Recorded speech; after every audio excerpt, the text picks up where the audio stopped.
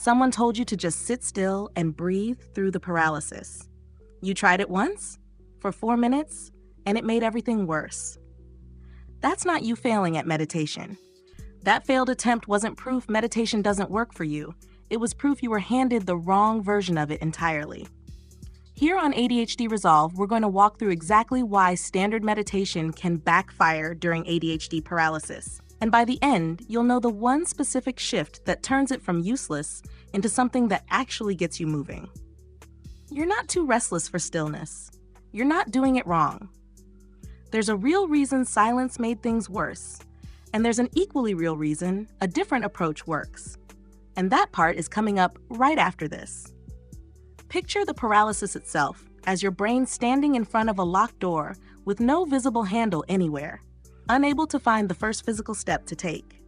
Standard meditation asks you to sit in open, unstructured stillness, no task, no cue, no next step defined anywhere in the silence. For most brains, that openness is genuinely restful.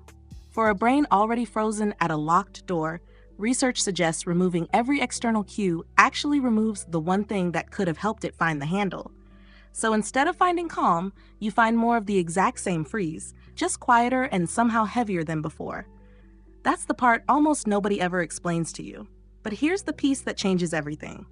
A short, structured, externally guided practice, something with a literal voice giving you one small instruction at a time, gives your executive system the exact thing open stillness never could, a defined first step it doesn't have to generate entirely on its own. And that single difference is exactly why one version fails while the other actually washin'.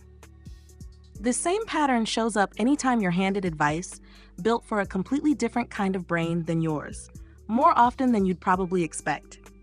You download a meditation app, hit play on a 20-minute silent session, and by minute 3, you're mentally redecorating your bedroom instead of breathing because unstructured time gave your mind absolutely nowhere concrete to land.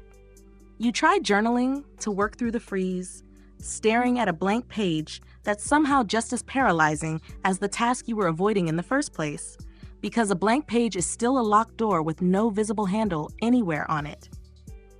Or you attempt a full body scan meditation meant to calm you, and instead spend the entire session hyper-aware of every itch and shift in your body, more activated at the end than you were at the start. Different tool, different day, but always the identical mechanism. Open-ended structure, meeting a brain that specifically needed something concrete to hold on to, and that mismatch is exactly what the next part fixes.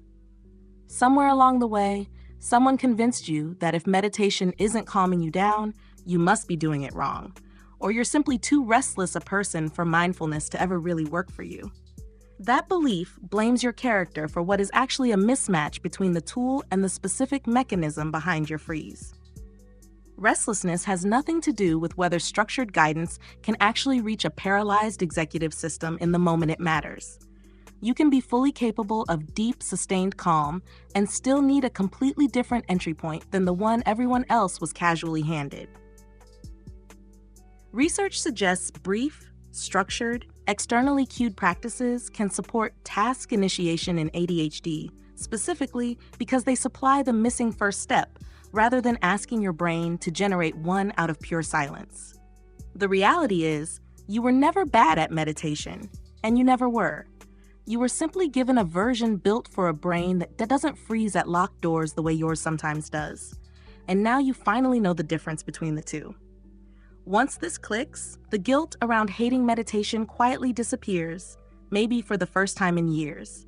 You stop forcing yourself into 20 minutes of silence, hoping discipline will eventually make it click, and start reaching for the version actually built for you instead. 90 seconds. A real guiding voice, one concrete instruction at a time, nothing left open for your frozen brain to fill in on its own.